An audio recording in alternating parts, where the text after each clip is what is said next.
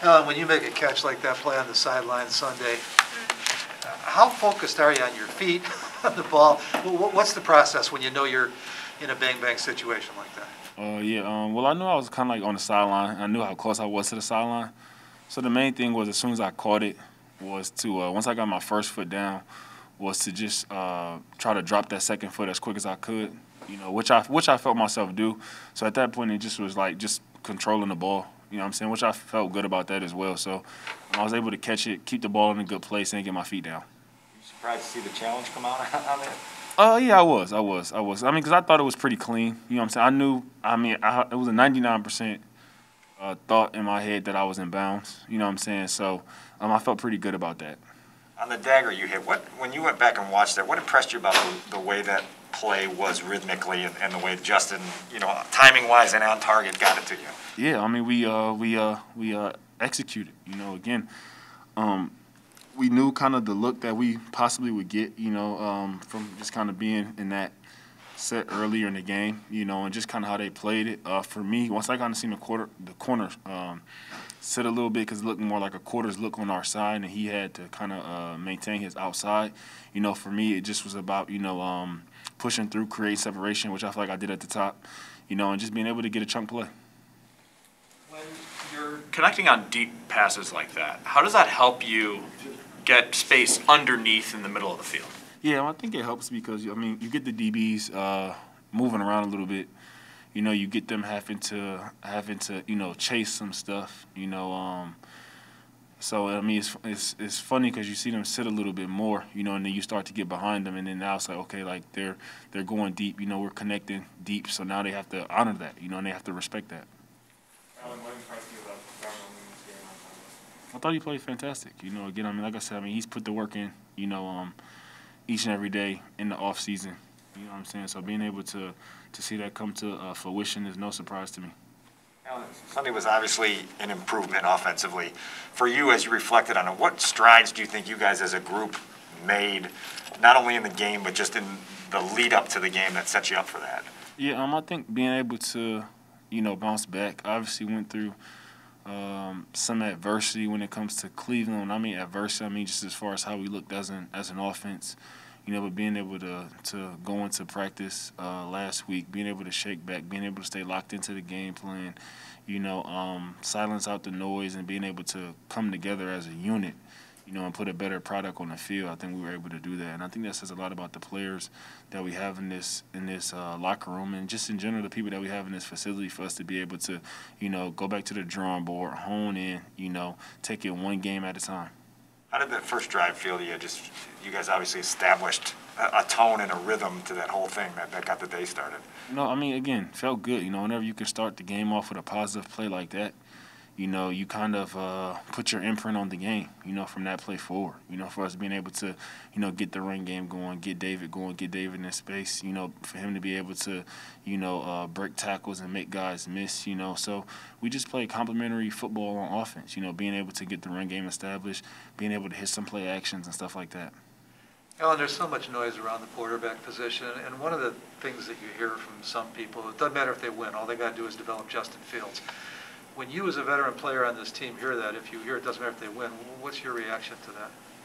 Almost no reaction to that. Like I said, man, this is a quarterback-driven league. I think that everybody in any organization and everything like that knows that. But at the end of the day, from a team perspective, our main focus is winning games, and those are the only things that we can kind of control is how we go out there, how we go to practice, how we execute and things like that. Everything else outside of that is not too much of our concern or too much that we have control of. So just being able to control what we can control as players, again, go out there, play hard, play together, and try to come out with the victory is all we can do. Is there anything that's different for you guys in any way, depending on whether it's Justin or Andy out there under center? No. Rookie quarterbacks are always going to ride the roller coaster a little bit, but when you obviously get more familiar with Justin, what are the personality traits and the talents he has that give you confidence in who he is as a quarterback? I think just for him, he's a natural winner in itself. He's a person who, I think the biggest thing for him, to me that I notice is that, his wantingness to be able to make a big play. You know, I think that's the big thing is, I think anybody who knows him, anybody who's been around him, who's probably been around him in college or watched his college tape, knows that, for him, he's seeking the big play. And I think when you have somebody with that mentality, it's always exciting, it's always fun, because you have guys who can shake out of a situation and maybe throw one deep, or who, when a play looks like it's breaking down, can break a 20-yard run or something like that. So by him having that mentality, especially as a young player, that's the fun and exciting part. He told us Sunday that he was in some weird way kind of glad that the Cleveland game happened because it brought something out of him. What have you seen in terms of his ability to handle struggle and I guess just have that mental toughness to come back the next week and not be shaken? Yeah, well, I mean, that's what we have signed up for. I mean, Cleveland. That's like I said before. Cleveland was his first start. So I mean, like I said last week, he has a ton of more football to play. Left. So that's his first start. First game of many. So being able to see him bounce back again to me was no surprise. Again, I mean that's one game. Now into the next week, he bounced back. But again, I mean that's what you want to see.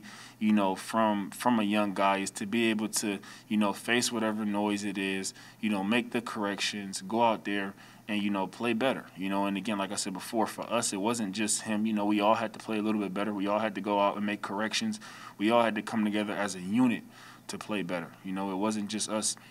It wasn't just on one person needing to play better. It's us as a unit being able to be more cohesive, being able to execute more and do what we need to do.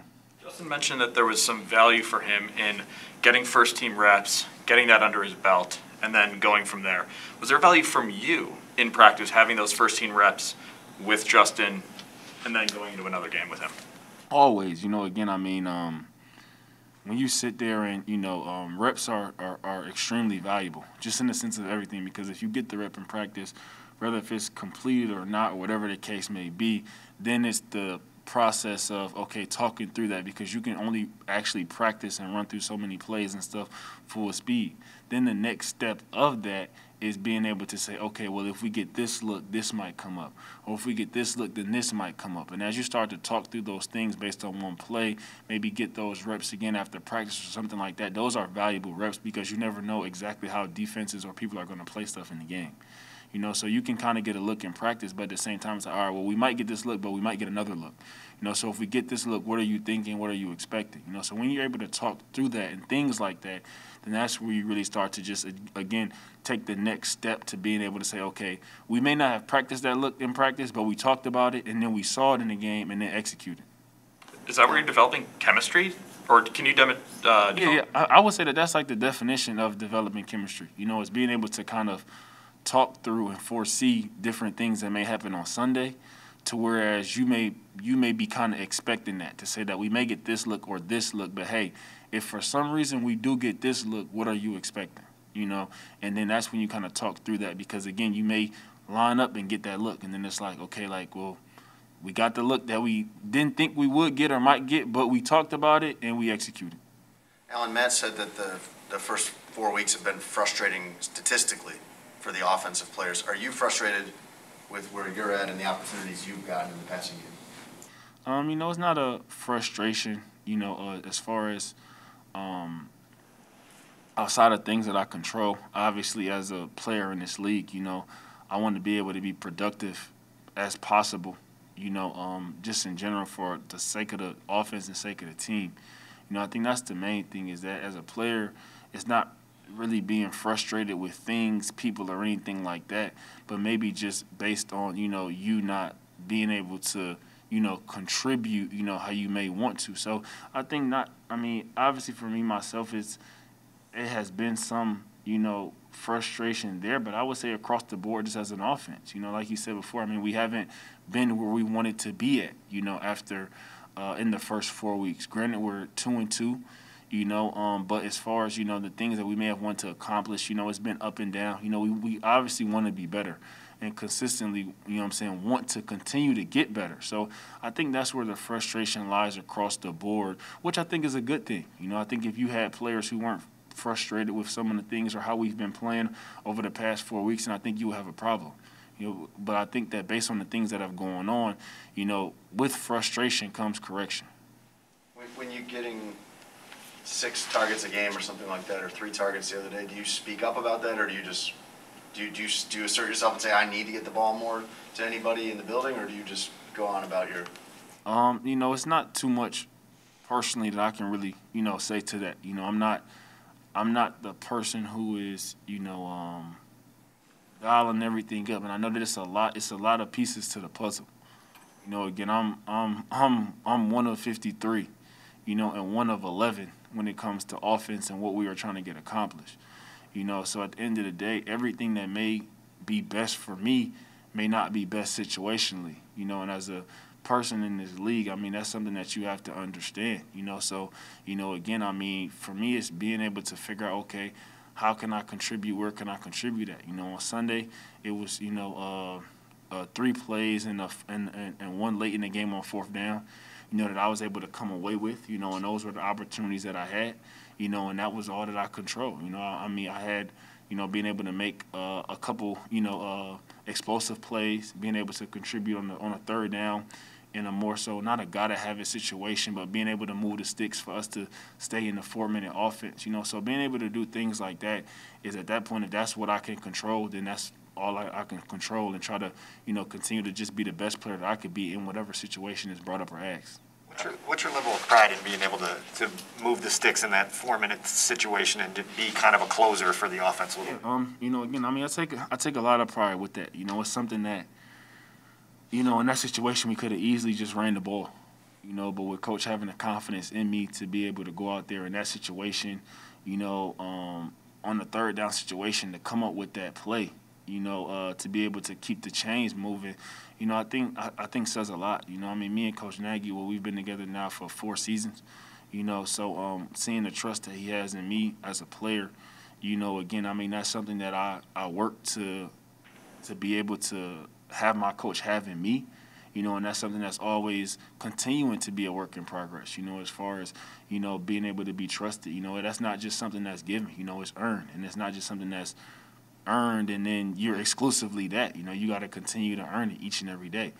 So for me on Sunday, being able to go out there, I put the work in, I earned that opportunity, and I was able to exceed in that opportunity. So hopefully going forward, again, in opportunities like that, I continue to do the same for the team.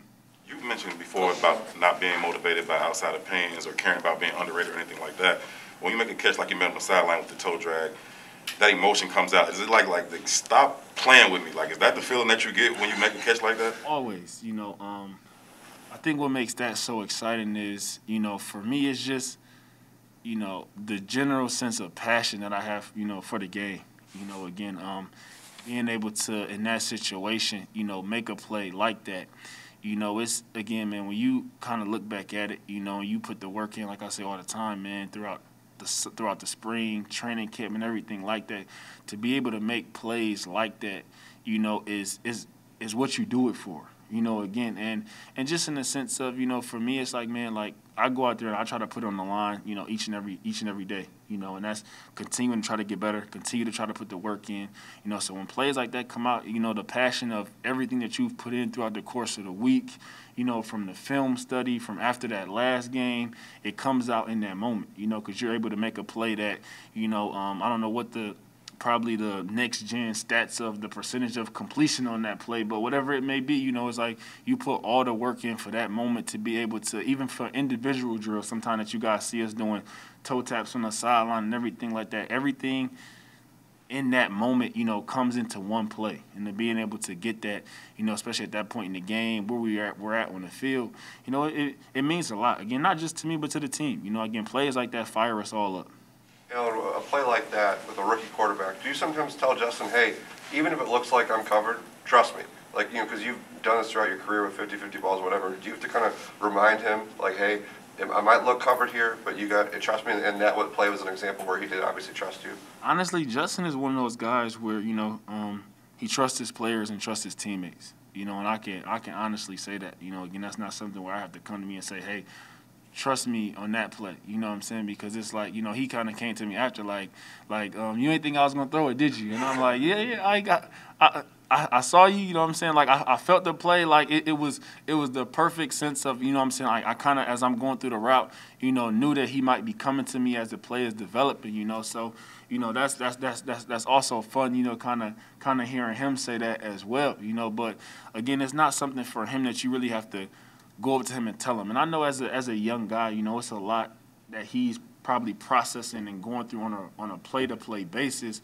For me to tell him, hey, like, look at this, look at that, look at that. You know, I know he has his reads and stuff like that. So my thing is just for me to be where I need to be at when I need to be there and make the play when it's called. Can you discuss through that sense, that instinct of saying, oh, he might be coming to me on this play as it's developing? Yeah, so kind of, again, plays are like, you know, whatever the play is called, at pre-snap as I'm looking at the coverage and I'm seeing what they're in. You know, and I see a too high look, so maybe how I have to run the route now may change a little bit, you know, as far as angles and things like that, you know. So all that's kind of going through the play, you know. So as I'm kind of going to my route, I see the safety getting a little bit of depth, me knowing I have to cut across his face, but also having to get the right amount of depth so that the corner doesn't sink under that, you know. So being able to process all those things, and as I get out my break, seeing the ball coming, you know, which was a very well placed ball, you know, and then being able to come down to it. Well, like I said all the time, that's stuff that you practice and things like that, and you expect that, you know what I'm saying? Because it's like that's one of those things where we didn't necessarily even get that look in practice, you know what I'm saying? But me knowing the coverage that they had got into, you know, and things like that, that now that shifted me in the progression and things like that. So it's a lot of things that you know as the play is just developing and seeing what the defense is giving you. Thank you, I appreciate it. Good to see you.